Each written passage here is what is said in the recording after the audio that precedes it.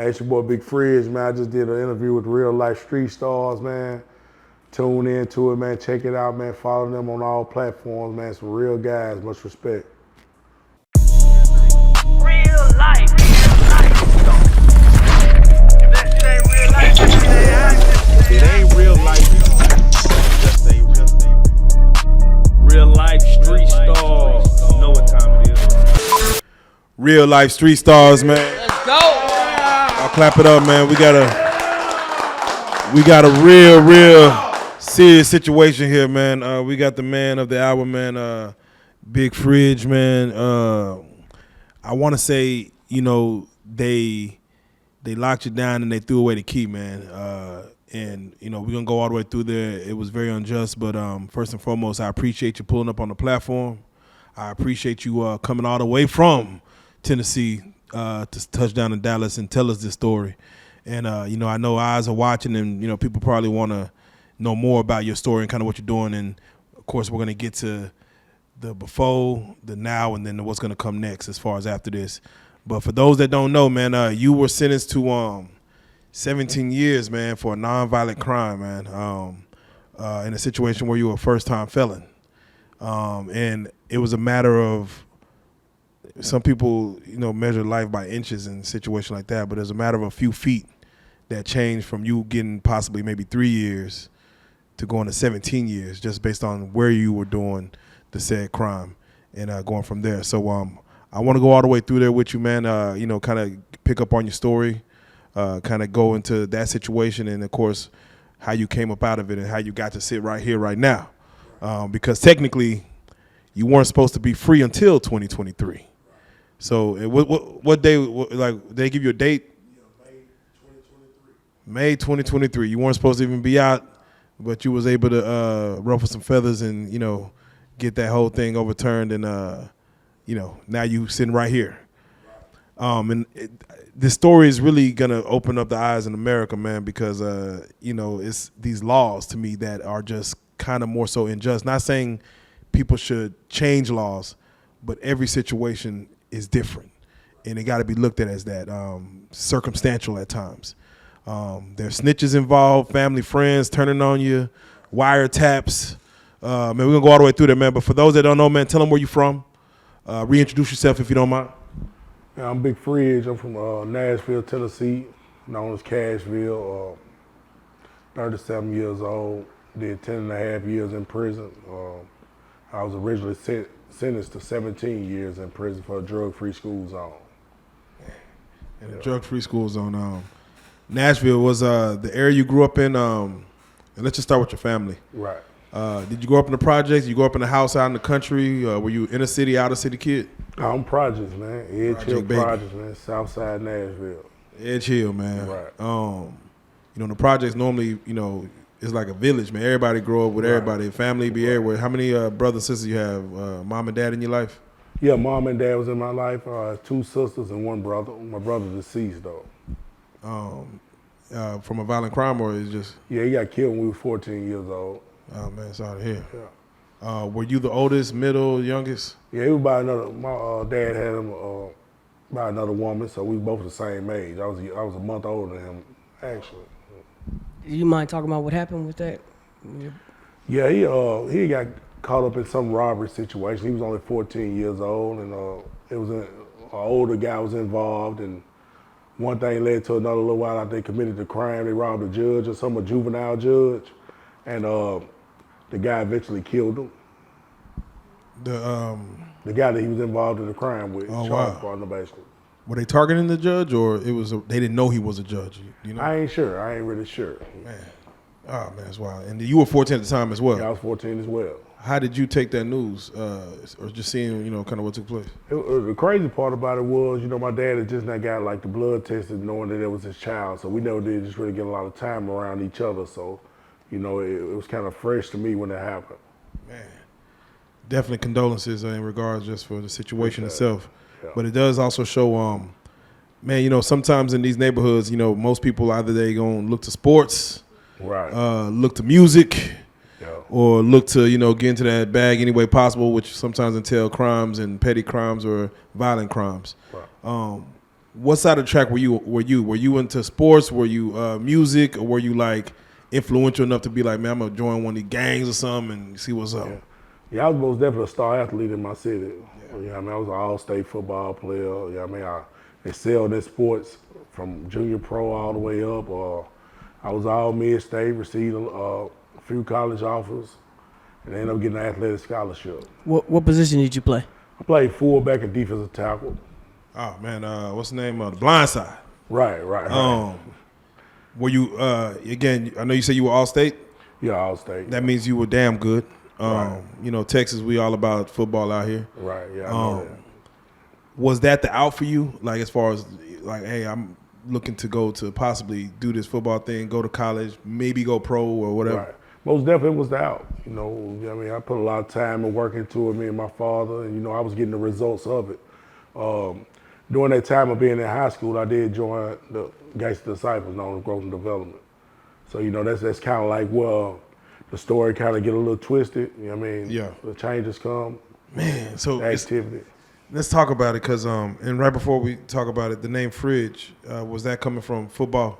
Yeah. Like, my dad was a big fan of the Fridge from the Chicago Bears. And, you know, I was born in Refrigerator Perry? 1986, Yeah. So they won the Super Bowl in '85. So, you know, he had a friend that played with the Bears and introduced him to the Fridge, so he named me out the Yeah. football Shout player. out Refrigerator Perry, man. Right. Legend. Yeah. So you're saying you're in the sports, but at the same time, you actually did join the Gangster Disciples. Yeah.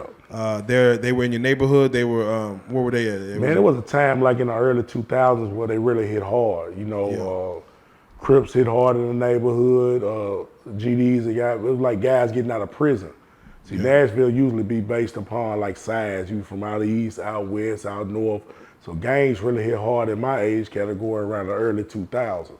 That's facts. Right. I asked this question because, and this is for you to answer, but there's always a different reason why a young man joins a gang. It's always not to either do something bad. It's just sometimes brotherhood. Sometimes I didn't have brothers around me, so I'm you know I'm looking, or just maybe it's peer pressure. My friends doing it, and fuck, I want to go where they going. What was it for you that made you say, yeah, man, I'm a rock with this right here? What's crazy is in the beginning I was totally against it. Oh wow. And, you know, they came to me because I was known for being a good dude and an enforcer in the neighborhood, but I feel like I didn't need a gang. But, you know, as time passed, you know, me being the thinker that I was, I seen how the neighborhood was changing. So a lot of dudes that was really weak, when they put on bandanas, they had different personalities. So, you know, before it got out of hand, you know, I said, what I'm gonna do, I'm gonna join it and change it from within. Now, me being a 14, 15-year-old kid, I'm not looking at what's going on with this gang all around the country, a street organization or whatever it is. I just made the sacrifice to be a part of it where I could change my neighborhood for the greater good. When it comes to gang activity, Right. what mostly did you see going on in your neighborhood? Like, what mostly that did you see regarding the GDs? Well, the GDs, you know, known as Growth and Development, what's kind of different about Tennessee at this time, you know, you got the LA-based gangs with Crips and Bloods, you got the GDs and Vice Lords out of Chicago. Well, due to us not being a part of those cities, we had things like Crips and Bloods in the neighborhood, we had GDs in the neighborhood. So it was a lot of oppositions that normal people in those big cities wouldn't see because of that was where it originated at. So we had like more oppositions around us. Definitely. So what I want to do is we're gonna work around this story because I'm gonna get to the meat and potatoes of this interview, and then I'm gonna go back and we're gonna go forward, we're gonna go all around. But I want to go up until you know, you're 22 years old. Again, high school, killing sports. You go off to college. Which college you go to? Tennessee State University. Tennessee State University, the other TSU. Yeah. The other TSU. You in Texas right now, so I'm just Yeah. the other TSU. Yeah. So yeah, Tennessee State University. How was, as far as, you know, football versus your extracurricular activities? How was that going for you at the time of? Well, you know, I was highly recruited, so I ended up breaking my ankle a game before the state championship. Oh.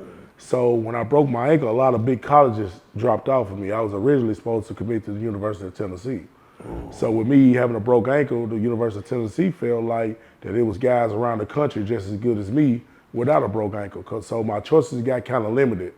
So I wanted to be a hometown favorite, so I just stayed at home. I stayed, 10 minutes away from TSU, so I said I was going to go to Tennessee State University. Do you have any animosity towards them big colleges that pulled away?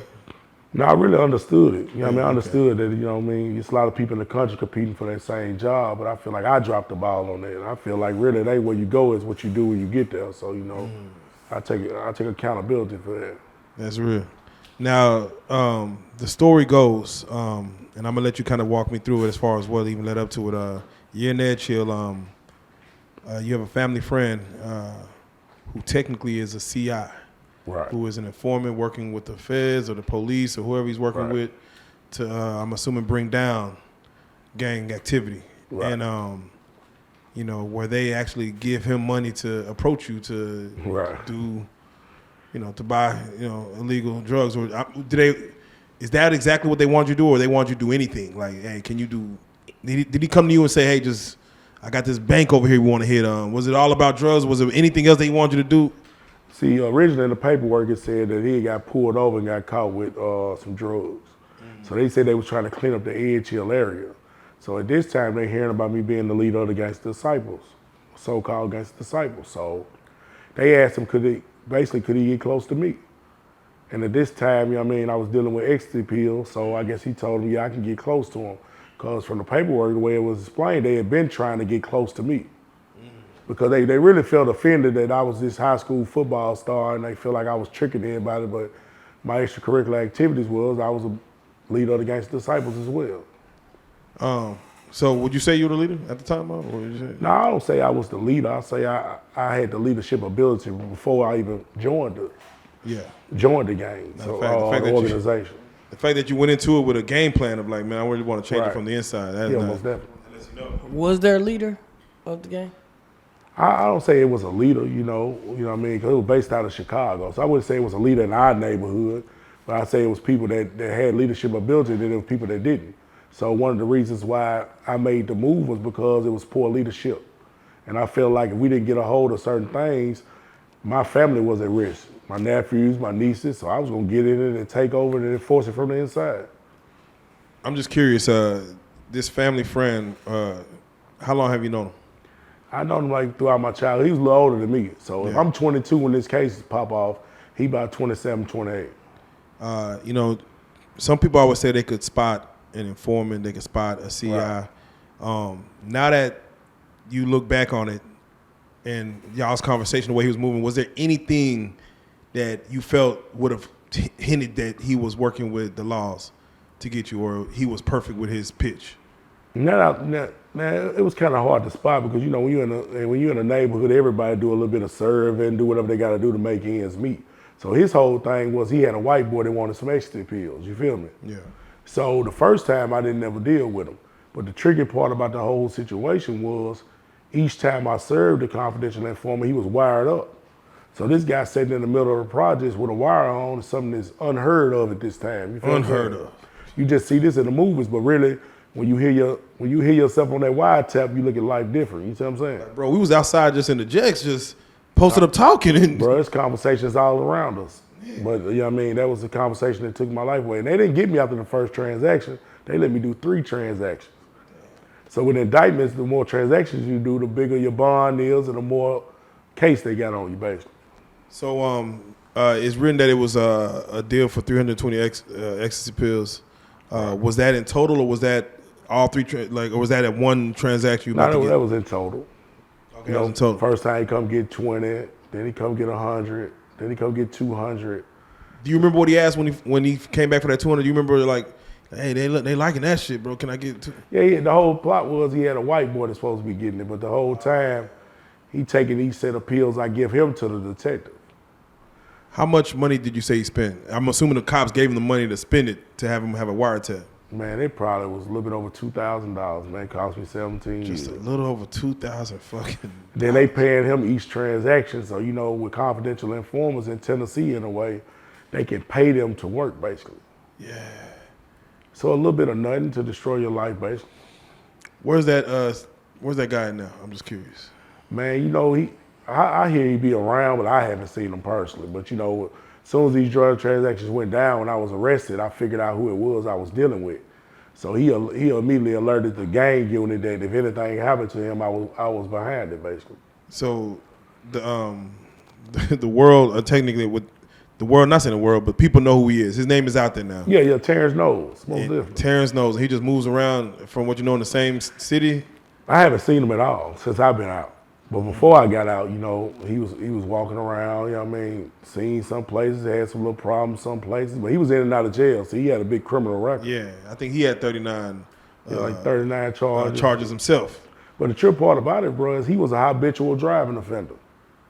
So And they let him They drive let him all move the around. transactions. to Let set him me have up. hit a kid or something. Right, Bro, that's been a lawsuit on his goddamn Right. ass. right. Damn. All right, so can you walk us through the day that that it came down on you? Mind you, you're in Ed Chill, and I don't want to talk about the law yet, as far as you Right. know, that's gonna come later. But the day that they jig was up, boom, they were swinging on you. Can you walk us through that day? Yeah, May 16, 2008, I'll never forget it. I was up early that day, with the guys in the neighborhood, kicking it, doing whatever we do. So it got about noon, and we was all sitting on the porch and stuff, you know what I mean? So I had a little partner that came around the drive basically and told us that the police was everywhere. So, me thinking I got my gun license, I got all these things going on, so I'm thinking they ain't after me. So I walk off the porch, and when I walk off the porch, that's when gang unit, TBI, Metro Police Departments, they all bomb rushed me on that day. How was your what were you doing? Were you like just a regular day for you? Like, man, I'm just about to. Yeah, it was a regular day, man. Actually, my little cousin was graduating that night, so we was planning on going to the graduation. So, yeah, it was a normal day for me. Damn. All right, so this is 2008. How long do you? I'm assuming no bail, no bond. Well, the bond was like $350,000, because with the drug-free school zone, the bond is like enhanced because the seriousness of the offense. Yeah. As far as sitting in county jail, Right. until your court date, how long is your court date, if you don't mind me asking? Man, when you got sealed indictments, the case is speeded up. So by the time they arrested me, what they was doing is getting the case right in front of the grand jury. So I was already at the grand jury when I got arrested. So within a year, I'd already went to trial twice. Quick. Within a year, trial twice. You had the mistrial. Mistrial. And All right. then, So let's talk about it. When you went to jail, how much money do you have on you when you went in? when I went in, they got like $250 off me. $250, and that's what you had to your name. No, that's not what I had to my name. That's why they got off my person. Okay. Did you have the ability to afford an attorney? Yeah. I ended up getting one of the good attorneys in Joey Kimbrough. Okay. So- Was he both cases? No, she was both cases for trial. Yeah. Okay. Would you say first trial, with it being a mistrial, hung jury? Would you say for your case, for what was argued, it was a good trial? I say I got lucky. Because all it takes is one person on the jury to feel different from the rest of the jury, and that's a hung jury. And it was one black guy. Like they tell you after the trial who went for you and who went against you, and one black guy just felt that I was entrapped. That's what we went for, entrapment. Which you was. Yeah, Technically. most definitely, you yeah. was. When it comes to that first trial, and you're like, hey, it's a mistrial. Do you have hope in the next one, or do you feel more worried? Most definitely, I had hope. Yeah. I mean, I feel like the whole city was behind me. They was ready for me to come home, and I thought that the case was over with. You know what I mean? You don't see them trial a drug charge 2 times, maybe a murder or something, not a drug charge, but they did it within the next 90 days. Did they not offer you a plea deal? Nah, they said since I was so-called a leader on the GDs, they said 15 and 100 was a plea deal. Damn. Shit. And let me tell people what allowed them to offer me so much, because the drug-free school zone, since they're trying to so-called protect the kids, you go up a class. So a class B was 8 to 12. I could have got 8 years at 30%. But since it was a drug-free school zone, you go up to 15 to 25 years. So now the offer to a non-violent drug offender 15 years at 100, that ain't no offer to me. Not at all. Yeah. So let's let's stay right there. When they first got you and they said, "Hey, you're in a," I guess the law in your city was passed about 20 years prior. Yeah, 95. 1995, where they said, the sentence may go up if you're in 1,000 feet between a school, a park, or church, library. Yeah, library, somewhere where kids be. Right. Technically, was considered a drug-free zone. Right. But the apartments Edge Hill is right across the street from elementary, or man, every project in America is across the street from a school, a church, from elementary or a church or a park. So it's kind of set up all fucked up to fuck you up, really. But if you was in the suburbs, nah, it would be straight. Yeah, you would have just been, where houses is miles, so far away from each other. You would have been like, all right, well, I'm in no area of, whoop de whoop. But because you're in, like you said, the projects where it's always near gonna be a school, a park, a church. It's kind of set up to fuck up inner city kids. Yeah, so keep in mind, I ain't never seen nobody in my life get charged for this crime. I didn't even know what a drug-free school zone was. I'm learning as I'm talking to you. So what it was, Tennessee used it as a tag. It's tactful that either you gonna cooperate or you gonna take these 15 years, and most dudes roll over. Damn. So I was just one of them guys that all they wanted to know was something about GD, bro. Yeah. It was to destroy my character. They told me, if you tell us something about GD and write it down and tell us something, you can go home. Yeah, send you back out there. I just had to stand on business. Nah, definitely. And you're actually a first-time felon. First time. I'm sure police have pulled up on you before. Right. A little small shit, but this is your first-time felon. Right. Did they play into that in the court? Like, man, you ain't never committed a felony before. Did you feel like that helped you at all when it came to the case itself? No, I don't feel like the judge really cared. It was about destroying a life. So at the same time, they looking at, I'm a first-time felon, but I'm this football player. This a guy that could possibly do something for the neighbor. I feel like they would put the target on my back. I had gun license and stuff. So I had gun license, so they coming through the projects, and they seeing me with a 40 on my hip legal. So they don't like stuff like that. Like, nobody's never done it. So, it's like I became a problem more of a, let's get this guy out of the way. You said you had to stand on business.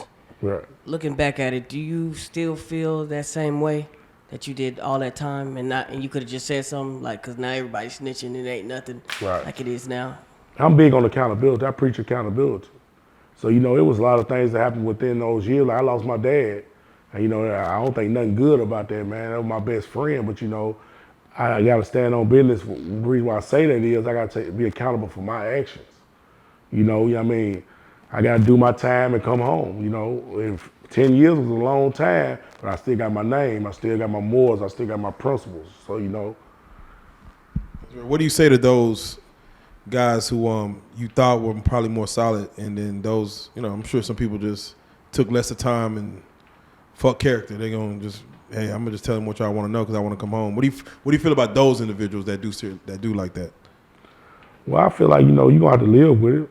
Yeah. Because it's something that never leaves you, man. You feel what I'm saying? Like, when I stood up for my charge and did the time, that was something big on my family, But when they see my mom around or my sister, it was like, that's a real dude, you feel what I'm saying? Like, he took his time like a man, And I could have came home, and I got a son now. And 20, 30 years from now, they'll say your daddy was a rat. That's something I take pride in. Now, he gonna know his daddy took accountability for his actions. That's real. That's the one thing where I seen, and I want to ask you about it. When they first sentenced you and they bring down the gavel, did you understand the time that they were giving you? Do you understand? I mean, you ain't been in like no prison or nothing like that, no jail or nothing like that. Did you understand when they tell you the time that they're about to give you? Yeah, I understood what was at stake, but I was in disbelief. Everybody that go to prison feel like these lawyers put it out there like, man, you can appeal your case and come home. That's what. They tell you that you be home within a year. Well, that year turned into 2 years, and that 2 years turned into 5 years, and then that 5 years turned into 10 years. Now you've been in there a decade. So then it's like, man, you get to turn down on appeal. Like, well, what I got granted on, bro, there was a 3.2% chance that inmates in the United States of America get granted a federal Hague, which is a 2254. See, I was a state criminal. I was a state case. But the higher you go up to higher courts. That's why a federal judge eventually got a hold of my case. Wow. Right. Man. All right, let's go through that, man. As far as Wednesday first sentenced you, where'd you go? Where were you housed? When I first got sentenced, it was housed at like classification like in Nashville, Tennessee. Okay. So that's kind of like kiddie camp. You know, you getting ready to go to prison. They getting you ready. You getting classified, and then once you get classified, you can go on down the interstate where it get kind of serious at.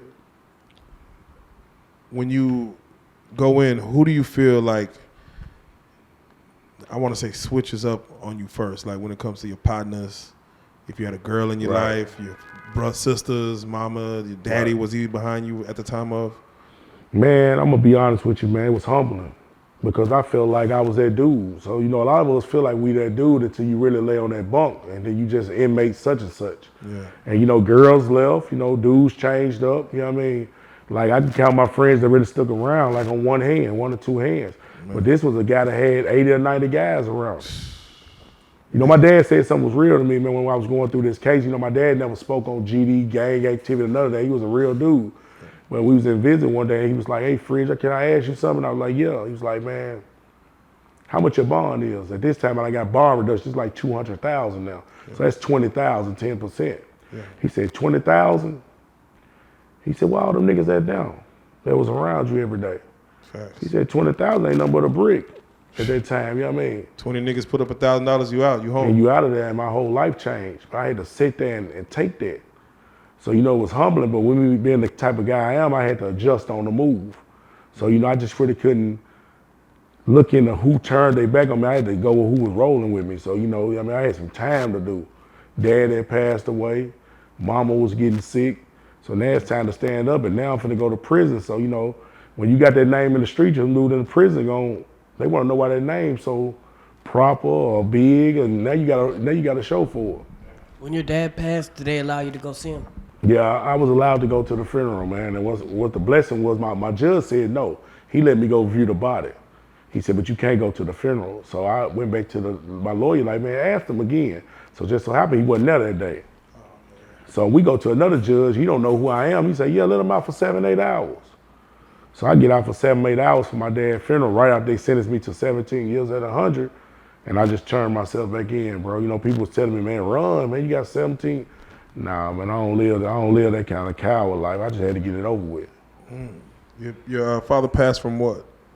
Congestive heart failure. How long into the sentence was that? Like right when 11 months in, bro. Oh, man. 11 months in. He didn't even see me he didn't even see the second trial when I got found guilty. It was in February. He died in April. Oh, man. So you got to actually go sit down with that. Man, that's how it hit you. Like when you in the streets, it hit you all at once. So my dad died, I get 17 years, and I got to go to prison. All right, well, let's do it like this. Let's talk about the time in. Right. Like you just said, you got a name. Cool. Your name ringing bells. Right. And I'm sure you go into people who was already on the streets before you that's already been in there. And some, most definitely. You know, some people that's coming in. How was it initially? You know, people always talk about their first day out. How was your first day in? Like that initial moment where you like, all right, we in here. I think the toughest thing is for everybody is like, dudes come home from prison and lie. Everybody was the man. Everybody stood up in the wars. Everybody did this. But in all actuality, you hearing false tales. So really, when you go down that interstate, you got to learn everything from day one. So it ain't too many people that you can call and be like, hey, man, I'm on my way, man, take care of me. So when I went, I had the name, so I had to stand up on that, and I didn't have nobody who could train me on what was going to go on. So I was in Nashville. Now I'm going to be around Memphis, Knoxville, Chattanooga. So it's like you being from Texas, you from Dallas, but now you finna be around Houston, San Antonio, all that. So guys don't really care what your name is. Now you gotta prove that all over again. Man. Right. Did you initially have to prove yourself day one or week one? Nah, it didn't go like as quick as that. You know what I mean? Like, you know, I was nice sized dudes and mind my own business, but you know, all the situations I got into were never because I got into it with somebody. I had to roll with the guys when we get into it with the Vice Lords, Bloods, Crips, you know what I mean? So everybody's business is your business now. So you being a guy that mind your business don't even matter. But you're going in as technically a top guy in GD. Top, yeah, so one of the top. Do you link with guys who are GDs in other cities? Guys you ain't never met. Right. You like, based on our affiliation, we locked in. Was it like that or? I mean, the main thing about them is they more structured in prison than they are on the streets. So the first thing they do, whether you got a name or not, they're gonna make sure you know what you're supposed to know. And you make sure you ain't got no dirt on your name, make sure you ain't no snitch or none of that. So, I mean, I'm one of those guys that like, I'm gonna prove it day after day. I could be like a guy with a name, but I ain't gonna leave my little soldiers out there to fend for themselves. So we call it a front line type of guy. And you young at this time too, so Yeah, I'm like still 22, young. 23. Yeah. But I was good with my hands too, bro. So, that's what I was always known for. Yeah. So I was good with my hands. So the thing that I had to get used to was like the knife game. So the knife game brought a difference because you can be good with your hands and he got a blade on you, might not, it's different. You take a man to stick somebody. Nah, for real. That's personal. Right, yeah.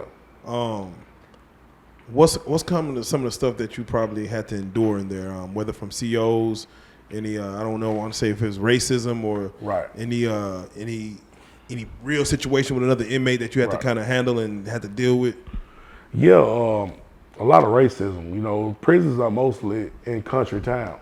Yeah. So you deal with a lot of racism within prison and then learning how to deal with what we call now so-called oppositions. So, on the street, if you get into it with somebody, it's kind of like us against them. But if we live together every day and we're in prison, we got to come to the round table. So a lot of things that your guys do, you're going to be held accountable for to sit down with a Crip, Vice Lord, or whatever they are, and get this situation taken care of.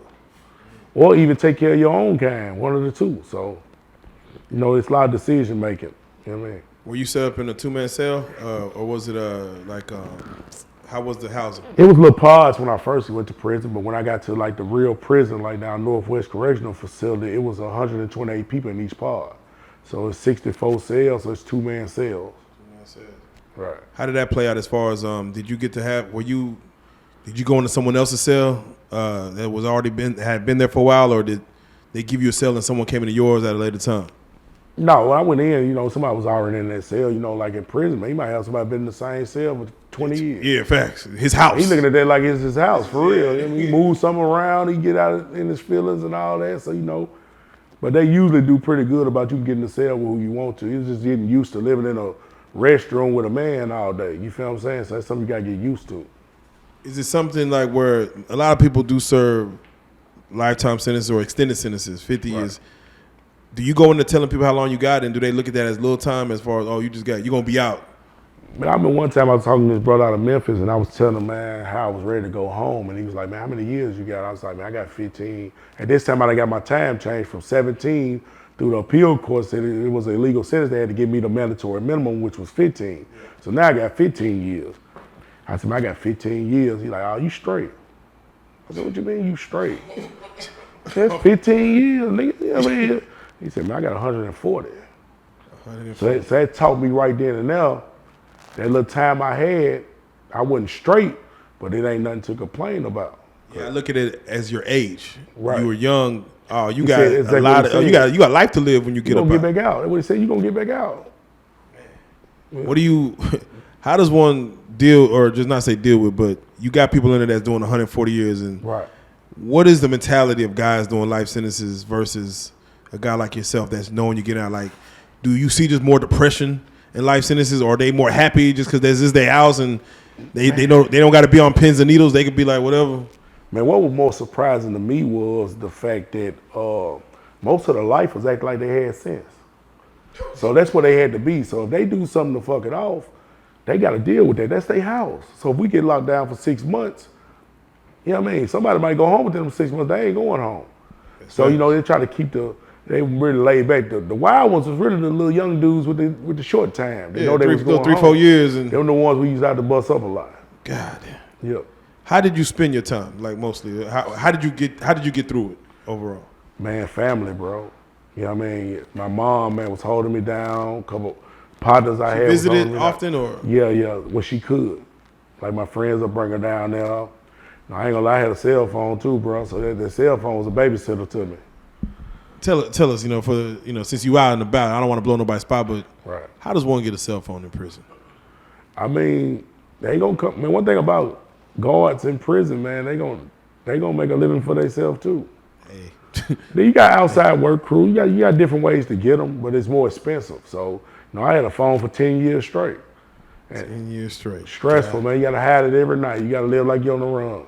Do you have Wi-Fi? Wait, what was You got connected to internet? Yeah, it's internet. I mean, right about this time, iPhones came around, touchscreen phones. So when I first went in, it was flip phones. So we didn't have the internet. We didn't care. Do you have services? Like, yeah, you have service. Yeah. okay. Then the iPhone came out with apps and shit. It'll play little games and shit. Man, that could get you through all life. kind of shit, man. Yeah.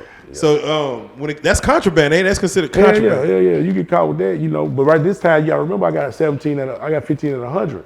So I get out the same day either way it go. That's fact. Yeah. So I ain't looking at no parole or nothing. So I'm trying to make it more better for me. Where'd you hide the phone?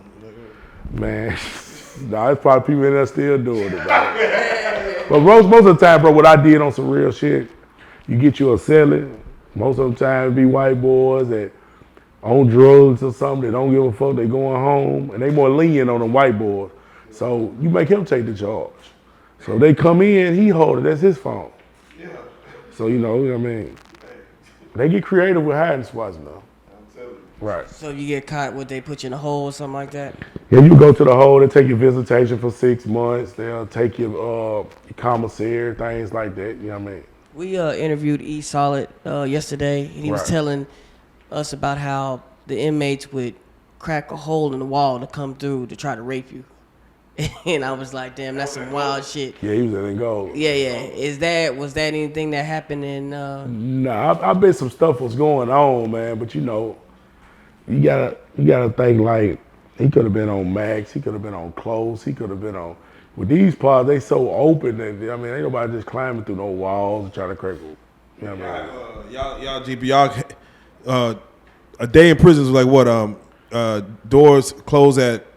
What, we 7? we might door might pop at 6. We come out for breakfast 6 a.m. 6 a.m. We count throughout the day probably twice, 3 times. Then at 8 or 9 o'clock, we lock down for the rest of the night. All right, so you get your shit off during the day, and then 8 o'clock is more. It's more conjugal. You could boom, boom, boom. Yeah, we moving around. So you know what I mean. In his situation, they probably couldn't move around. So I mean, facts. You know what I mean? I seen a video on the internet. I'm sure it's somewhere where a guy in a pod to exercise. That nigga was running up the wall, got to the ceiling, started doing pull-ups.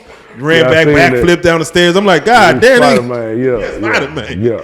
Do niggas be doing shit like that? Just man, you see some strange stuff. You see some real athletic dudes, but like it's kind of like training for war, kind of. It's one thing I did realize in prison I never did think about, man. Getting tired could lose you your life. So that's why they so conditioned in there. Because if somebody got a knife on you and you fighting them off, and you get tired, guess what? If the guard ain't coming, guess what's finna happen? You finna get hurt. So a lot of them dudes be physical fit, preparing for whatever go down. Do you be on 10 at every time? Like, be ready for it's about to go down at any second? Yeah, you got to be on high alert, man, because now it's not your actions that may put you in that situation. Like the last ride we got into with the vice lords, and because one of our guys wouldn't get out the way of the shower. So that's a big respect thing in the penitentiary. So we ended up fighting with them. And I looked around, bro, and the dudes that I was fighting with, bro, I didn't even know none of them. Yeah, we was the guys, we all was the folks, but it's like, he from Chattanooga, he from Knoxville, he from Memphis. So I'm like, man, I'm putting my life on the line for dudes I really don't even know like that. Damn. So really, when you in there, you really sacrificing everything for the guys. What was the largest scuffle that you were involved in? How many? That one right there. How many people was probably we probably had about 25 guys. They probably had about 18, probably 17, something like that. Yeah, it is. But you think you got 128 in there, so everybody else gonna get in their corners and watch y'all do y'all thing. You feel me? So I asked somebody. Matter of fact, I asked E Solid yesterday what he missed about prison. He said, I don't miss shit about prison. He got offended, right? Yeah. And then the reason I asked him that is because I have like a partner, and he keeps going back. And I look at it like, damn, if I got out that situation, there's no way in hell I go back. But then he goes back, and then he's fine in there, and he can laugh in there. He can, ask for who's out there. Let me check my Facebook for me or something like that. So, is there anything about prison that's what's up? Like, hell no. It's nothing. Well, a lot of dudes' problem is, man, in prison there ain't no responsibility. So, when he get out here, the world move fast. So a lot of guys is used to people like, they gonna wake you up 3 times a day, it feed you. You know where you gonna stay at. You ain't gotta pay rent. You can call home, get a little money. It costs a little to live in there. You feel what I'm saying? So he don't want no responsibility. That's what he feel like. And then you gotta realize, a lot of dudes in prison, they become the man of their little world. He could be somebody that iron clothes in there. He could be somebody that wash people clothes. And he can feel like he the man, but if he did that out here on the street, they'll look at him like a bum. Man. You feel what I'm saying? Like the chef could be that nigga in there. Yeah. If you work in the kitchen and all that, you gonna be that man. Gonna be that man. Oh, you sir, we got steaks today. Yeah, he's the man for that man. So he want his moment of fame. I guess he want to keep reliving his moment of fame. Everybody, How can you feel homeless people don't do crimes to go to prison if they, like why be free and homeless when you can say, hey, I can at least eat every day? man, bro, it could be eating, the weather, a lot of different things. When you deal with them county jails, that's what you're gonna see mostly homeless people. A lot of homeless people don't make it to prison unless they just end up killing each other or something like that. They mostly do county jail time. Nah, that's real. Right. Even in that ride situation, the COs, what do they do to dispel that shit? Like, is it Man, get out the way till backup come. they don't mace, they don't Yeah, once they come reinforcement, they ready to handle the business. But if you got one guard in there, they gonna let y'all do y'all thing. damn, So so they the gonna think guard about just that. watching. Yeah, they gonna think I about seen their that happen safety. one time in the female prison where the guard just sat there and watched for Yeah, like because about they 2 got minutes. They got little fences around them to keep them safe. So when stuff really hit the fan, they'll lock themselves in the fence in the middle of the pod, and you out there fishing for your life. They gonna hit the code. Though once they hit the code, they coming. Have y'all ever thought about just taking that shit over? Like, hey, we're gonna just take this prison over. Man, I'm gonna tell you what I did, man. I got about that environment, bro. They got a thing in their prison that ain't really talked about called the annex. So if you stay out of trouble, you get to go to the annex. You get more privileges. You stay outside longer and all that. And it's more or less niggas that want to do that right there. There you go. You know what I mean? So everybody kind of got the same agenda, man. Let's go home. You feel me? I seen some niggas in that cell. I seen a nigga cell one time. That nigga had a TV, Nintendo. He had a skillet. Yeah, Nigga had he the wire. hard. Nigga, he had everything that you would want in his cell. Like, Right. I'm like, how the fuck? Like, nigga really had a TV in his But house. what you got to realize in prison, some prisons, depending on the state, they got honor dorms. So honor dorms mean they been having good behavior, so they'll bring them games in. I didn't ever get the game system because I wasn't in them kind of prisons, but they'll bring the game system in. You'd be surprised how game systems can control some killers and robbers. Man, I said this the other day to a nigga who did 9 years. I said, if they just put Grand Theft Auto in all these prisons, let Keep niggas them out the play, way. yeah, put a closed server and just let niggas play online with Right. each other, I'm sure you'll dispel some, they'll let off some of that aggression Yeah. on the game. Like, it's Yeah. just- I don't know. Hey, that's for a different day. Yeah. So let's do it like this. You're serving this time. Right. I'm assuming you technically, again, if you weren't near a school zone, you would have probably did 3 years. Yeah. But you're getting this long-term situation, and at what point? I know you're trying to do the appeal and go Right. through there, but at what point you're like, these appeals ain't going through. I got to figure out something else to get up out of here. Man, I ain't gonna lie, man. I had a lot of ups and downs, man. So when they turning me down on every level of appeal, in my mind, I'm kind of getting to the point, bro. I'm like, man, I might have to do this 15. So now I'm looking at May 16, 2023. I got locked up May 16, 2008. That's 15 years day for day. So, I'm like, man, I might have to do this for real. So, I'm looking at everything. So, it's really mental. It's a mental warfare. But I kept going to that law library, bro. I'm about to say, did you start looking to kept going to your case and kept Yeah, I was reading? big on that. The homeboys laugh at me. Folks laugh at me, man. Free, man. Ain't nobody gonna change their case, man. They in the cell doing what they do. But at the same time, I'm going to the law library really fighting my case. You feel what I'm saying? And when you're in the law library, what are you seeing that could possibly help your situation? Are you looking at other cases like this? Like you said, Yeah. I'm the first one who ever had to actually hit Yeah. with this Right. with this zoning thing, and there's probably maybe 60 others I believe that got that it came up on, but you're the first one where it hit. Man, it's 334 people locked up at this time on the drug-free school zone. Damn. Across the state. And the majority of them laying down, bro. So luckily I had some partners out there that was really getting me appeal lawyers. Like, look, bro, them appeal lawyers started 10K. And then you've been locked up 5-6 years. Don't nobody believe in you coming home. Yeah. So they really getting together, getting these lawyers together, and I'm fighting. But I'm learning how to fight myself. And the Muslim brothers real big on that in prison. Law work, things like that. They gonna teach you things. And then they got a thing called Westlaw, where you can go on there and type in any case like yours, and they'll show you results of everybody that done went up. and what you can fight it on, whether it's this, that, and another. A lot of people say the Muslims, when people join the Muslim, they do it for protection. But what you're saying is they got information. Yeah, I mean, like, knowledge. it's a transformation that happens. There's certain things Muslims ain't gonna allow you to do, but if you look at the Muslims in prison, most of them are ex-gang members. Yeah, that's true. So, you know, I mean, the Nation of Islam was big, different kind of Muslims, but, you know, like, as a black man, you know, we're gonna relate to them once we really seek knowledge and this, that, and other, and we get to go into services and listen to Farrakhan, and you end up being like, look, man, well, knowledge is power, you feel what I'm saying? And most of them worked in the law library where I was. What was probably the most fucked up shit you seen in prison? Just like, man, I got to get out of this motherfucker. When I got sent to Riverbend maximum security, I wasn't on max, but, you know, they got inmates that worked there. Yeah. And, you know, where my room was, you know, I went from being a college student at TSU to watching a hearse roll out after they executed somebody. At this time, they had banned the lethal injection because they said it was cruel and unusual punishment. So we hadn't seen it for years. Then the lawmakers made it where they coming back in there and executing people. So I was there when they first started back. So, you know, just the point of cleaning up, making everything look so good just for somebody to die. And the prison on high alert, like, he got 3 days to live. He getting his last meal today. He doing this, he doing that. And we on lockdown when he get executed. Just so happened, after he get executed or whatever happened, I see the hearse that he's in come out of the visitation gallery and leave. And that's when I really had like a moment like, damn, man, where the fuck am I at? What are your thoughts on the death penalty, if you don't mind me asking? I'm gonna be honest, man. You know, I think it's a case-by-case basis.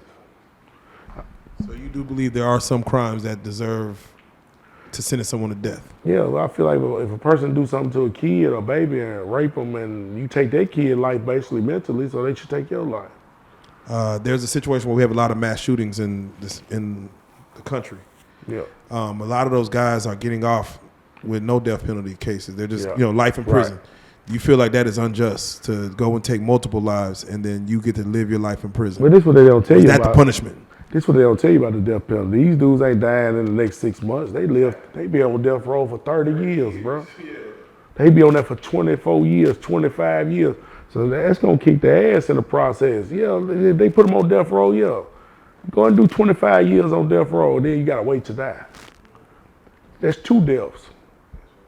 You see what I'm saying? So, you know, it is what it is for a lot of them, you feel what I'm saying? But if you gonna shoot up schools and shit, they gonna be on protective custody anyway. They ain't putting them type of guys in population. We don't never see them type of guys. The Waffle House shooter in Nashville. Yeah. He ain't going to no regular penitentiary on the pod with everybody else. They gonna make sure he good. They gonna put him back in the back. He gonna be back there probably with a police officer done killed somebody. They gonna be straight. Did you know the person that they executed? Did you get to talk to him or anything? No, they don't let us get close to them at all. Okay. They're in a whole different pod. PC, is that, you say like even the Waffle House do that, like they good in PC, like is that like, is it better, is it just better or something? It's protective custody. What can't nobody get to you, but the different thing, what people don't say about it, like a lot of PC can be administration PC. So gang members use it to their advantage too, they just don't admit it. So let's say if I'm a beast coming to a compound and I'm this such and such gang, I'm Dallas gang.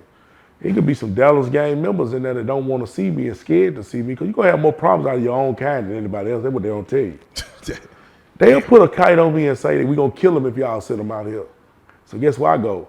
Administration PC. Administration is saying that they got your best interest at heart, that you can't go out there. They say they're going to kill you. Then you have to sign some papers to say, if they kill me, that's on me. Let me out there. So you saying most situations where it's gonna be violence, it's gonna be your own people? I mean, I say a lot of times it is. I mean, like That's how it is in the real world. That's the cross out. See, the cross out is everybody want power, bro. So when they want that power, if you stand in the way of what's righteous or whatever it is, if he don't want righteousness, he gonna put you in the cross. So guess what he gonna do? He gonna make you the enemy. If he can get enough people against you and can so-called prove that you did something wrong, they gonna send you to PC. Man, that's real. We had an interview with Kryptonite. He said that there was no God there. Do you believe that there's no God? God, Yeah. we're in prison. Yeah. No, I believe the opposite. I believe he there. Did you talk to him a lot while you were there? Yeah, most definitely. You know what I mean? I understand why he said it, but I'd have been at that point where he feel like it ain't no God. I feel like it was a black cloud over a lot of prison. Nothing good happened. It's just worse luck, this, that, and another. But you talking to a guy that got out early on appeal. So for me to sit there and say it ain't no God there, I'm tripping. You feel me? What happened on the outside world that you just really wish you was out? I'm going beyond like your father and stuff, but just happening in America, in the world, where you like, damn, I'm in this motherfucker, and I would love to be out there, like Obama winning or some shit. You know what I'm saying? I say, man, just quality time with family, bro. That's priceless, bro. Were you a family man like beforehand? Like Huge, bro. Okay, yeah. You know, it's different when you see like a 4-year-old, you see when you go in, and then you get out, and they grown. At times, one thing you can't get back. I can watch football and basketball on TV. I voted for Obama in jail. I hadn't got found guilty yet, so I still had my voting rights. So I voted for Obama. That's real. Well, your vote might have counted. He might have got us over. He might have got us over. How often did your mama visit you? Man, I'm gonna be real, man. The further I got away, my mama couldn't drive. So it's things people deal with like this. My mama couldn't drive. So I had to get my partners that wasn't felons to bring my mom. Like, man, I went from seeing my mama every day to like I might see her once every 5 or 6 months. It was killing me. You feel what I'm saying? But you had that to look forward to, or was there other family members as well that was coming up? Yeah, man, I really, that's why, you know what I mean, you get them phones, like females kept me going too. You know, we get on them websites in jail, man, and we go hunting. You feel what I'm saying? You gotta just get out of jail, man. What website is that? What was? Man, we had POF, that's called Plenty of Fish. Yeah. You got Facebook, you got Instagram. You'd be surprised, man. A large percentage of females out here on the street talk to somebody in jail. Yeah, there's a show I watch. If y'all ain't seen it, go watch it. It's called Love During Lockup.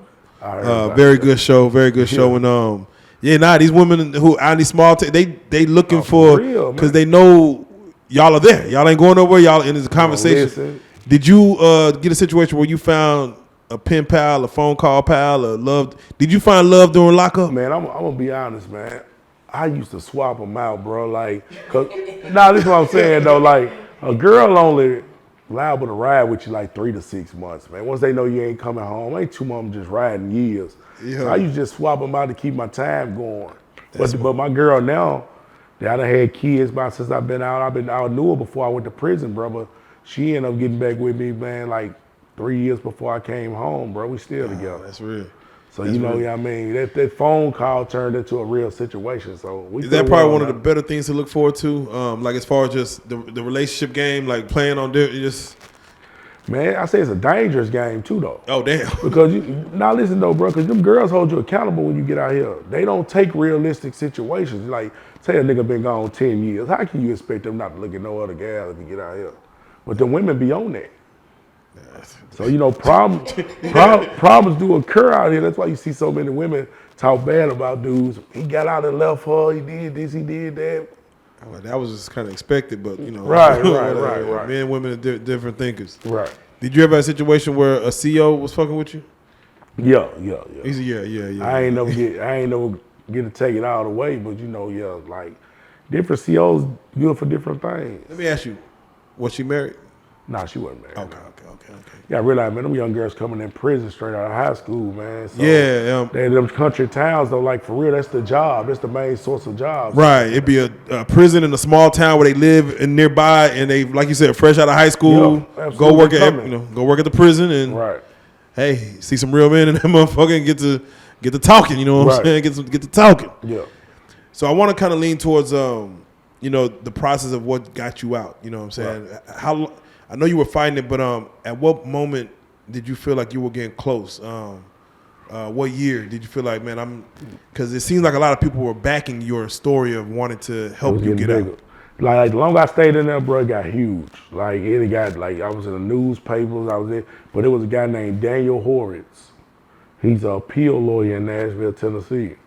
Bad guy. I'm telling you, he the best at what he do. And he ended up reading my case, bro. And at that time, bro, I was to the point, I told all my friends, bro, don't spend no more money on lawyers, bro. You know what I mean? That'll be wrong for y'all to do that. I'm either gonna have to do the time or I ain't.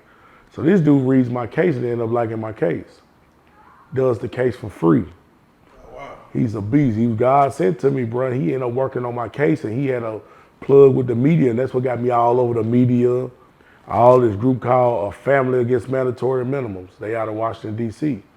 So they ended up messing with me on my case. So, you know, around, if I got out 2018, around 2016, 17, started heating up. Sound like the inner workings of a movie right here, man. I don't know. It started heating up. It was a situation where the prosecutor who prosecuted your case started feeling like, Yeah. man, he shouldn't be in here this long. Man, we actually got the DA that wasn't a DA anymore to DA. write a letter saying like basically he felt like I ain't even deserve all that time. So, you know, that was a big thing right there. Yeah. So the things was changing, bro. You feel what I'm saying? Where's your case able to be on CNN, MSNBC? Did it hit national news? It may end up hitting Fox News, CNN. Oh, Fox News. Oh, Yeah, shit. yeah, Fox News. Yeah, I mean, it actually hit it even when I got out. My release It did. and stuff. I I was saw all it. in the newspapers and things like that. How was it to be in there and seeing that you're still in there, but you're getting traction like that? How did that It feel? was crazy, bro. I'm gonna show you how quick the devil work. Like I might be laying in the bed. It's like 2017. I'm laying in the bed seeing myself on the news, seeing councilmen and all that kind of stuff work on my behalf and try to get me out, saying this was a good kid, this was a college kid. And then that's when like the inner dealings of prison started happening. Like a lot of guys that were so-called around me got to write letters to judges, doing this, doing that, trying to prevent me from getting out though. Yeah, like what they saying, like you Misery loves company. he all in this shit. He's over this. He's still doing the same things he doing, this, that, and other. So, you know. That's a real thing. Niggas actually writing, Man, bro. trying to keep you in that mother. This is something that's never said. Don't get me wrong. In prison, they will handle snitches. But guess what? They snitching just as much in prison as they is out here on the street. Damn. Why you think phones get caught up? Why you think people go to the hole? These dudes ain't just it ain't 128 solid dudes in a pod, bro. It's right within How that do you too. know though? Like you hear word of mouth or CEOs telling you? Now, No, CEOs will tell you. They drop Damn. kites on you know what I mean? They go to your spots where you hiding stuff at, you know what I mean? They drug test you, they do all that. It's like, it's the inner workings of prison is something that got me mentally ready for the world. Damn. Because you gotta stay on point, man. Someone, a guy just said the other day, he's like, man, most of the people in prison keep it the most solid. You kind of saying otherwise. I mean, you gonna find your solid ones, bro, but a lot of them dudes just in prison because they ain't had nobody to tell on. They committed their crime by themselves. Nah, So everybody just ain't got, the only people that got somebody to tell on is people that hang around other people. Yeah. But there's some people out there committing crimes that don't know nobody else. Right. Just So he's a foul ass nigga. He just gonna end up in prison, and he's still gonna do the same things he did on the outside. But guess what? Some of the realest dudes I have met, well, someone was out of prison now. Don't get me wrong, but you can't be in a place that bad and everybody be solid. what does one do who doesn't have family to spend his time? You have family to kind of keep Right. things going. What would you say if someone didn't have family? Survive off the land, bro. You gotta survive off the land, man. You know what I mean? You gotta make people in there your family. People you meet. What's the most evil thing you've seen somebody do in prison? I say the most evil thing I've seen somebody do in prison is the cross out shit. We call it cross out. Like, you know, a dude might be a stand-up guy with an organization or a gang, and he may not be liked by a certain individual, and they put somebody cross on him, like, say he fuck with punks, say, because it's always cliques within cliques. We can be a certain gang, organization, or whatever, but all of us don't mess with each other. We just live by the same laws and policies. So if somebody don't like me and he got more juice than I got and getting the right ears, man, I see people get crossed out for nothing, bro. People that been frontline soldiers. Damn. So, you know, that's about the most evil shit I can see, you know what I mean? So what happens when someone crosses somebody out? Oh, they gonna send them people at you for it's like jumping you, stabbing you. You finna get off the compound. That's the most embarrassing thing that can happen to you in prison, getting sent to the back, PC. Like having to pack up and go on your way. And I see movies and I hear stories where they say something happened to you, man. Shut the fuck up when you go to the infirmary. Just Keep Yeah. it solid, get back out there. But they gonna know if you told who did it and whatnot. Is that a real thing? Yeah, a lot of people do keep it solid though. Like, you know, I mean, because they ain't nowhere to run. Like, it ain't like I can tell on you that I can go to this house over here and hide. They know where you at regardless. Cell phones made prison way more dangerous. Damn. So there's a there's a network within the prison now as far as you can just. If we in prison, we can be 300 miles away from each other. My brother might be at that prison. Hey man, such and such file, man, y'all smashing. It ain't nothing but a phone call. Man, that's real. So you said it started picking up steam in 2016, 2017. Was it a certain phone call that was made that kind of told you, hey, you're going to be coming out? Or was it them just coming to your door saying, hey, the pills, like walk us through like kind of My how it lawyer worked? came to see me October 30th, 2018. I've been turned down so much, bro. He like, look, man, you going home tomorrow. Well, I already knew the federal judge had overturned my case, but the district attorney had the right to retrial my case or give me a plea deal. At this Sit time, there doing that. At this time, bro, I'm in denial. I'm like, man, y'all ain't gonna let me go. I'm tired of going to court. Just stop, bro. It's cool. You know what I mean? He like, nah, man, you got court tomorrow, which was Halloween. When I got to court, man, I eventually got that news that they wasn't gonna fight the case no more, and I was free to go Spooky. on Halloween. On Halloween. Right, How was that feeling? Because I know you said you walked in like you weren't expecting right. to be released. Even though they said it, I'm sure you had like an ounce of hope. Like, maybe he won't fucking. I'm gonna be honest, man. Nashville stood up for me like Philly stood up for me, man. Like, it was love, bro. From the news channels to the neighborhoods. I ain't paid for nothing for months. Like, it was love, man. Then I was right back out there with my inner circle. Yeah. When they said you were free to go, how long did it take for them to release you? And probably a couple hours for the paperwork to clip. When I got out, bro, it was news cameras everywhere. Like, some of the stuff I was sending you, when I got out, bro, it was news cameras everywhere. Like, They knew you was getting out. Everybody knew you was getting out. it was supposed to been a secret, man. My lawyer went on Facebook and tagged and said I was coming home, man. You gotta let them get a shine on. Yeah. Shout out to Joy Kimbrough, man. Yeah. What was the first thing that you ate? Man, I want to say some Slim and Huskies, man. That's a little pizza spot in Nashville, man, that one of my friends own. They was vouching for you, or he was vouching for you. Yeah, the trying guy to give you. from He was gonna give you a job. Yeah. Like He if y'all supposed let to him give out, me we gonna give him a job. Right. that's Did he him. give you a job? Yeah, he was waiting for me. It's just But you didn't want to work. I ain't want to work. You didn't feel like working at the pizza spot. The guy got out the hard way. Right. Did they give you the same clothes you came in with? Nah, bro, I can't remember where I got locked up in. They let you bring new clothes up there. Okay. All right, that's what's up. Right. How does one adjust to getting out? Because they feel like 10 years, you have technically become institutionalized. Right. From the time you wake up, the time you sleep, noises you hear, the way you eat your food, maybe bent over your. Right. How long did it take you to break them habits, and who was on your ass about breaking them habits? Man, it was a big adjustment, bro. You feel what I'm saying? Even getting on the interstate, going home, like riding in a car, all that. So, my family support system was major, bro. So it took a while, bro. It was hard to sleep sometimes. I think I used to wait around for a lot. Like, I didn't notice it when I first got out, but I wouldn't just go somewhere. If I was hungry, I wouldn't go somewhere and get something to eat. Because I was so used to being like, I can't move around, I can't do this and that. But it was things I didn't really notice I was doing that I really was doing. Like one time we was all at the house when I first got out, bro, I charged up my phone, and when I got done with the charge, I rolled it up.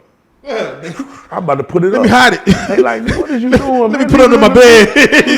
Stuff the charger under your bed. So, it be them little things like that you used to doing that you won't catch, but somebody else will. So, yeah, it's a big adjustment, bro. Yeah, what was one of the biggest things to adjust to? Or whether some new apps, new internet, or the females, the niggas. What was the biggest thing to adjust to out here? Man, the biggest thing to adjust to would maybe be the crowds. Oh, I feel you. The crowds. Like, everybody want to take you to the club, they want to take you out on the town, but really, I ain't used to being around them type of crowds. So, the biggest thing was the crowds, man. And like in Tennessee, it's open carry. Yeah. So you got people walking around with them pistols on them everywhere. So, I'm looking like, man, what the? I can't be around these. Yeah. So, what I mean? That was the biggest thing, the crowds and just seeing how people move, man. Like when I went to jail, bro, Webby had Savage Life out. Yeah, damn. When I got out of jail, 2018, Lil Baby was out. Lil Baby, yeah. So that's a big That's a big difference in even the music scene of it. Yeah, for sure. You came out. You had a relationship as you came out. Right. You got how many kids you got now? I got 3 kids now. 3 kids. What are the ages? Man, I got one about to turn 2 this month, one about to turn 4 in October, and I got a 7-month-old. Well, you got to work. Man, I had a baby every year. Yeah, COVID. you got to work. Was that intentional? You like, man, I ain't gonna fuck it up. Man, I ain't gonna lie, it was planned though, bro. That's one of the things I feared in jail, man. It's like if I would have died and I would have had nothing to leave here. So like when I was in jail, I ain't have no kids. Yeah. So I'm like, if I die right now, I ain't leaving nothing here on earth. So when I got out, I made it my business to be a dad. You know what I mean? So since then, man, I got 3. I wasn't expecting 3, bro, but I was sure expecting some kids. No, that's a blessing. Trust me, it's a blessing. Real. It's a blessing having back to back at the age you are now. Yeah. I promise you. Right. You did it right. Yeah, you did it right. Same girl too, man. Yeah, you did it. You did it right. Goddamn it. How was your mama feeling when you got out? How static was she? I know. I think you had mentioned she was sick or she is sick. Bro, man, love healed her, bro. Like she's still fighting, bro. But you know, they gave her 6 months to live, probably in like 2011, bro. And it's 2023. Man, God is good. So you know, it one of them success stories. Like we made the front page, man. Me and my mama, man, we were hugging. Yeah, man. Man, like I was somebody, bro. Like I embarrassed that woman, bro. Like I did all them good things in life, like football. I know she was bragging on you. This, that, and other. And then for her to have to come in jail, get searched, lift her bra up, all because I want to bullshit. You see what I'm saying? So I feel like a sucker. So now to this day, I'm repaying on that. You feel what I'm saying? Like by showing I love her, man. You feel me? Nah, that's love. That's love. Was any of your partners who was around you before, still around as you got out? Some of the guys that used to see, like the ones that kind of stopped calling, stopped talking. Did you see those guys around? Not the ones that was close by you. The ones that you saw them when you went in, you didn't hear from them again. And if you get out, you know, hey, what's up, Fred? Oh, back out? Yeah, it's plenty of them, man. It's plenty of them, man. But I had so many solid partners like the ones here now, bro. Yeah. You know, it made me look over them. I'm going to tell you what's crazy about dudes, bro. I went to jail for a drug-free school zone charge, right? Yeah. And when I got out, it was dudes in my neighborhood selling dope in them same spots that just gave me 15 years. Damn. So brothers be out there blind for real, though. You see what I'm saying? They don't believe that shit really hit them. So, you know what I mean? It's a lot of dudes, bro. I just don't take it personal, bro. Whoever mattered is still there, bro. I got some guys, bro, that stood by me the whole time, bro. Yeah, you know that's real. Man, that's all. You can't buy that kind of friendship, bro. Nah, for real. Let's talk about that law itself. Now that you're out, you appealed it, overturned by the federal judge. Right. What are you doing, or what is happening now to change the laws, or is the law changed, the drug-free school law, or just what's the status now of that situation? Man, I helped change the drug-free school zone law. I helped change the same law that got me incarcerated. I did, when I got out, I took it personal, man. I had a partner locked up by the name of State that his mama, man, I mean, came to me daily, man. I want my son up out of there. And I ain't like the way they was treating people, like nonviolent offenders getting 100%. So I got with a group out of Washington, D.C. called Families Against Mandatory Minimums. Yeah. And we pushed the line in the state of Tennessee and got me to talk in front of legislators and lawmakers and to change this law and why this law was wrong. So that now, when I did the drug transaction, it was 10 o'clock at night, 6 o'clock at night. Wasn't no kids present. So that was my argument. How are you holding people how are you holding people accountable when ain't no kids outside at 10 o'clock at night? The school closed. So you got brothers got 40 years for the summertime when the school ain't even open. Ain't even open. So y'all got to adjust that. And I said that, and they end up changing that law. So now the school got to be open. And it ain't 1,000 feet no more, it's 500 feet. And the judge got the jurisdiction enough to be like, we don't want to charge this individual with a drug-free school zone. Oh, man. So, congrats. I mean, they let out. So that. Change them laws, man. So when that law got changed, 334 people sentences were adjusted. A lot of them got out of jail. A lot of them got parole dates now. And man, they showed me love behind that. Man, you brought some home with you, man. God damn it. That's what makes this story that's what makes this story even more crazy. Now you got out immediately. You said, you put the past behind you. Right. And you start looking at the children. You Most start definitely. looking at the kids and helping them out and speaking to them and getting them right. Can you tell us about that? Some of the things you've been doing as far as for the kids. Right. I got a nonprofit organization called PIC. It stands for Positive Inner City Kids. So it's really equipping the kids in the neighborhoods, like the projects and stuff, with the tools to be successful. So whether it's mentoring, teaching trades, football programs, basketball programs, community events, I just came home and just really took over my city with that. So I made the kids a priority because, bro, one thing I learned is, bro, I got love for brothers that's in gangs. I don't judge nobody, bro, but I ain't finna babysit grown men no more. You know, I make decisions for myself, so I feel like, I mean, it's easier to change the children and upbring good kids than it is to change grown men. You feel what I'm saying? That's real. So, you know, I made the kids my priority, bro. That's real. I know you got help with getting through your foundation Right. $10,000 from Right. one of the Tennessee Titans. It was actually was a Pittsburgh Steelers player. Pittsburgh Steelers. My They bad. had some things at the time called the social injustice thing with the NFL, where they was giving out $5,000 to anybody that had social injustice and all that kind of stuff. So my guy Ramon Foster reached out to me and was like, "Look, man, we want to donate $10,000 to your organization." So when I got out, he did what he did. They gave me Pittsburgh Steelers gave me $5,000. He gave me $5,000. Man, we used that $10,000 to change a lot of kids' life in the neighborhood. It don't take a lot to change their life, man, and change their way of thinking. Facts. Yeah. Man, you are really part of American history as far as, you know, getting laws changed and the way we look at laws.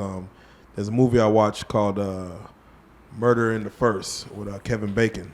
If you ain't ever seen it, go watch it. It's about a guy who stole some bread for his sister like at 18 and got sent to Alcatraz for like 40 years for stealing a piece of bread to feed his sister. And it makes us look at American laws as far as, you know, they put these laws from back in, you know, the 1800s, early 1900s, and they think the society doesn't change as things change. Let me know your thoughts about the American justice system as far as the way these laws are set up from federal to state to county. Right. Let me know your thoughts on it, man.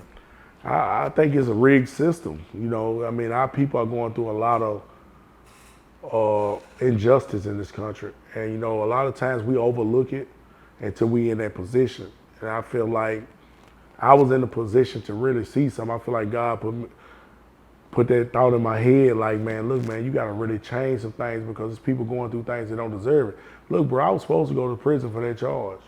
Yeah. When I say that, it's like, okay, if the law say I'm supposed to go, okay, go. But it's the dogging out that I don't like. Yeah. Like I could have went to jail, like did 3 years, like you say. I could have went to prison for 3 years and got out. Yeah. But just the excessive, like the laws is just made for like to be hard on you, man, and break your spirits. It's modern day slavery, like for real. Right. So you know, when we go to prison, we work for 17 cents an hour, man. Yeah, they sentence you to hard labor. Yeah, so to hard labor, basically. You know what I mean? So, you know, man, I feel like the justice system is broken throughout the country. But I feel like it's also a major strain or income for those who in higher positions. Yeah, but I say, do you feel like you're more of an asset to Yeah. the government to say, oh, we get 17 years of work out of this man, Yeah, most definitely. as you're now just a number? Do you feel like they take the key and forget you until Yeah. you know, like, hey, You gotta think about how many people out here on parole and probation. yeah, So they still getting the money off people. You know, I got partners that's on probation for 30 years right now oh damn, yeah, for drug charges. And guess what they gotta pay every month? Fees. yeah, So it become a money thing, you feel what I'm saying? So, you know, yeah, I feel like it's broken all the way down from the top to the bottom. Federal to the thing we ain't have social media, bro. no, The only reason we know certain things is because social media done came around. right, So these folks ate off this shit way before social media came around. So now we might see an injustice somewhere and be like, oh man, much respect to Kim Kardashian, people like them, you feel what I'm saying? LeBron James speaking out. yeah. It's really highlighting on cases like, oh, this is not right. What are your thoughts on the guys who were still locked up during COVID? When COVID hit, and you had just did 10 years, and you're out Right, now, right. and then COVID hit. What is your thoughts about the guys in prison dealing with this pandemic as the world was going Oh, on? it was rough. It was rough. It was rough out here. So, you know, I can only imagine. And now you around somebody, like you can't get away from that. So I feel like that was rough times. I mean, ain't no it's probably things that we'll never know about what happened in prison during COVID. Yeah, bodies was dropping, and they Yeah. weren't talking about it. Now bodies was dropping. Like I was talking to people in prison, like, and then they had shorter staff every day. I mean, guards saying they can't come in. So if you short of staff, you can't come out the cell. Yeah, So we locked down 24 hours a day because of COVID. Then if we do get sick, they can't get no sea moss in there. They can't get no ain't no elderberry and all that. You know what I mean? Nah. So, you know, that's a tough situation. Was there ever a situation where like the heat, the AC stopped working that mug, or the heat? Oh, yeah. They used to cut the air on us, bro, in the wintertime. Oh damn. And the reason why they say that is if you cold, you can't get up and start no bullshit. And then you think about it, like when people hot, what happened? You get irritated and they go down. They cut the AC on us in the wintertime. We all have to be in the bed with our Shiver. cover over. So I done went through some shit, you know what I mean, that I probably didn't tell my people about. Damn, man. I'm glad you out, man. Again, you know, Appreciate it. your story in itself is a story of redemption, man. It technically should never happen. Right. Like you said, you're accountable for your actions. You didn't mind. I'll go to jail, Right. but the excessive time that they gave you on a non-violent first offense, Right. felon, man, is 17 years for a judge to look at you and say that. Have you got a chance to look back at this judge since then? Yeah, I did. Man, You know, he asked, like, how I'm doing, how you doing? how Fridge doing, and before he let me out, he's like, man, I ain't got nothing against you. I just want you to get out there and do the right thing. He's like, man, when they say God prepare a table for you in the presence of your enemies, man, it's for real, bro. You feel what I'm saying? So that same judge had to look me in the eye and be like, you know what I mean? Do you feel like he felt like it was justified the time he gave you? He was just going by the book? Or do you feel like he wanted to give you that time? At first, I feel like he wanted to. So since he made it seem like it was about the book, I went and destroyed the book. There you So go. now he can't do that no more. There you go. So it's like they threw me to the lions, man, but they threw me to the wool, but I came out leading the pack. You feel what I'm saying? So, you know, Man. it was just big on me, bro, not to let nobody else go through what I went through. So, you know what I mean? Man, that's a blessing, man. Big Fridge, man. Calvin, I really thank you for coming and telling this testimony, man. Again, you drove all the way from your home state. You're a hero of your home state in a sense, man, to be able to change up and get some other guys time off based on what you went through. Right. And thank you for going to our law library. Thank you for Man, staying on it. I know you was kind of giving up, like, man, I just do the 15, but I'm glad you got out early because if you did hold 15, this probably wouldn't hit the same. Nah, I wouldn't, man. You have the same story, but it wouldn't hit the same. You had to get out early to make this change happen, man. That's why my book called, man, Both Sides of the Story, bro. Yeah, that's what I'm going to tell you, man. I want you to go and tell them, man, as far as your book, tell them what you got going on. Right. Tell them what you could emphasize the nonprofit. Tell them everything you have going on right now and kind of how the Right world- now, man, I got a book that'll be dropping soon, man, called Both Sides of the Story. It's a book about my life, from the sports to the street organization to changing laws, you know what I mean, to my kids now, you know what I mean. Right now, me and my brother G-Child, the boss, we working on a documentary about our lives where the facts of life, man, it's just like two stories of two kids from Nashville, Tennessee. One went to prison and one got killed. Two alleged gang members. So we trying to change it, and we doing it like from an organization standpoint of showing kids like, man, both of these routes end bad. You feel what I'm saying? Yeah. And you might not be as fortunate as the next person to make it through it. So, and then I got my own documentary coming out about my life. You know what I mean? That's gonna be big. My website for my organization is positiveinnercitykids.org. They can go on there and catch that, you know, and just doing big things in my city, man. You know what I mean? And thanks to Charleston White for what he done, bro. Yeah, I want to touch on that before we get out of here. As far as we got your story from a phone call from Charleston White saying, hey, he talks to kids and y'all linked up, and he said, man, y'all got to get this story. Can you speak on how did y'all link up? How'd you link up with Charleston? Man, it was a guy by the name of Lil Melvin, man. You know what I mean? Him and a guy, Mud brought him down there to Nashville, Tennessee for a comedy show. You feel what I'm saying? So on the comedy show, he was doing meets and greets. So he's like, man, you need to, man, come see this guy, man. Y'all do the same thing in the community. You know, I was already following Charleston, man. We was on his page, man. My guy Crump and K-Roy and Roy, man, we used to watch them all the time. So it was like, we was big fans of him. So I told my partner Crump, like, man, we need to get Charles White down here one day. He like, man, how you think the community gonna look at you, man, if you get Charles White down here? I said, they ain't gonna do shit. You know what I mean? They got people in the same neighborhood doing the same thing, and plus, man playing a character. So he had a little after party that he showed up to that I was supposed to go meet him there. But I ain't get there in time. He left. So the next morning, man, Lil Melvin them and took him to breakfast. And when he took him to breakfast, I ended up meeting him there. So I talked to Charlton, man, and we talked for a minute. You feel what I'm saying? Yeah. And he was like, man, he got on the phone and called y'all immediately. Immediately. Dude didn't know me for an hour and put me in a position to change my life, bro. You feel what I'm saying? And hear my story and stuff like that. So, you know, a guy named Savage was right there with us, man. And I mean, he took the extra mile to come back down here and holler at Charleston again. And me and Charleston got to linking up and talking, man, networking, man. I got love for that brother, man. It's a good brother, man. You know what I mean? That's real. Now, his message, however crazy it gets lost with his antics, has always been about the kids. Right. He still takes talking to the kids, and you want the same thing, man, as far as with your nonprofit and what you're doing for us. So man, I appreciate both of y'all for, you know, what y'all do behind the scenes, what the cameras don't show, and hopefully we can get more eyes on it to make that the cool thing to do. No, for real, yeah. Thank you for dropping that. Are you on any social media sites? POF still? No, man. How can they get at you? POF, man. I'm in the Hall of Fame, man. Now I'm on Instagram under One Team Fridge, man. The number one Team Fridge, and on Facebook I'm on the Calvin Fridge brand. There you go, if man. anybody want to reach out to me, that's where I'm at. Any shout outs you want to give, man? Your family, you got the guys here, man. Your man, mama. my guys, man. Me and G Child, the boss, and Crump here, man. You feel what I'm saying? We took that flight down here to make it happen, man. Shout out to my guy, man. Elroy the boy, man. You know what I mean? Really kept it real with me when I got home, man. Lucky, Cardo, man. Rope, man. I can name people all day long, man. You feel what I'm saying? They're my guys, man. My mama, most definitely, man. My family, Shayna. Everybody, man. I mess with so many people, man. I mean, but most of all, bro, I can't name them all. I get shout out to God, bro, because one for him, I wouldn't be here, man. So, much love, man. Shout out to my cousin Terry, man. He passed away. Shout out Terry, man. Shout out your pops, man. Yeah.